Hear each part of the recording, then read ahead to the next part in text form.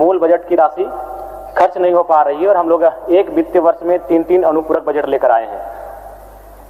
अध्यक्ष महोदय, ग्रामीण कार्य विभाग अपने मूल बजट की लगभग आधी राशि खर्च नहीं कर पाई है और इस बार उन्हें 17.58 यानी 1717 करोड़ रुपए के आसपास आवंटन किया गया है। और जब मैं विधायक बना था तो मैंने सबसे पहले हमारे डुमरी में एक संकीर्ण पुलिया है, मैंने 1 साल पहले उसका अनुशंसा करके भेजा है महोदय, आज तक वह निर्माण नहीं हो पाया है और नित्य आए दिन उसमें हादसे होते रहते हैं। तो मेरा यही मानना है कि जब पूर्व में जो राशि इनको आवंटन किया जाता है उस राशि को ठीक से खर्च नहीं कर पाते और पुनः इस राशि को आवंटन किया गया, इसके बाद तो मुझे लगता है 1 महीने का समय बचेगा। तो ऐसे में मुझे नहीं लगता कि इस राशि का सही से खर्च हो पाएगा। यह महज एक विभाग का नहीं, सभी विभागों का लगभग यही अनुमान है। महोदय, मैं थोड़ा सा सीडी रेशियो पर बात करना चाहूंगा, क्योंकि सीडी रेशियो किसी भी राज्य की आर्थिक सेहत का थर्मामीटर होता है। यह बताता है कि बैंकों ने राज्य से कितना पैसा डिपॉजिट के रूप में लिया है और उनका कितना प्रतिशत वापस उसी राज्य में विकास के लिए कर्ज यानी क्रेडिट के रूप में दिया गया।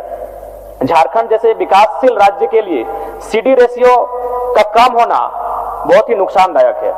अगर मैं डेटा सितंबर 2025 के आंकड़ों के अनुसार बात करूं तो झारखंड का सीडी रेशियो 52.19% है, जबकि राष्ट्रीय औसत 80% के करीब है। इसका मतलब है कि झारखंड की लगभग 48% पूंजी राज्य से बाहर जा रही है, यानी हमारे राज्य की पूंजी को अन्य राज्यों के लोग उसका इस्तेमाल कर रहे हैं और इसका सीधा असर पड़ रहा है। कम सीडी रेशियो का सीधा अर्थ है कि राज्यों के उद्यमी, किसानों और एमएसएमई का जो सेक्टर होता है उसको पर्याप्त लोन नहीं मिल पा रहा है।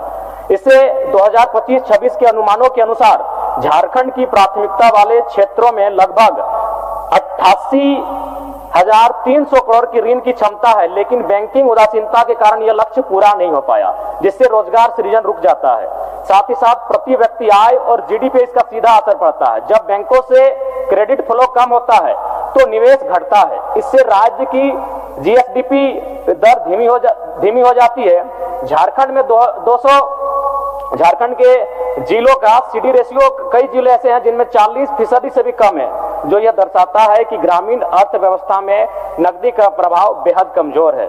अतः मेरा मानना है अध्यक्ष महोदय, चूंकि माननीय वित्त मंत्री काफी अनुभवी और सुलझे हुए मंत्री हैं और मैं आशा करता हूं कि उनके नेतृत्व में झारखंड का सीडी रेशियो कम से कम 60% से 70% लेकर आना होगा, नहीं तो फिर राज्य अपनी विशाल खनिज संपदा के बावजूद आर्थिक रूप से पिछड़ा रहेगा। और साथ ही साथ महोदय, मेरे विधानसभा के अंतर्गत डुमरी अनुमंडल में पिछले जब से नई सरकार बनी उसके 1 सप्ताह बाद से ही एसडीओ नहीं है, साथ ही साथ बीडीओ नहीं है और 13 प्रखंड स्तरीय पद रिक्त है। मैं आपके माध्यम से सरकार से ये मांग करता हूं कि इन पदों की भरपाई की जाए और साथ ही साथ दिव्यांग, विधवा और वृद्धों को मैया सम्मान के तर्ज पर 2500 रुपए का पेंशन दिया जाए और नियमित दिया जाए। और एक छोटी सी सूचना, उसके बाद मेरा समय भी नहीं है।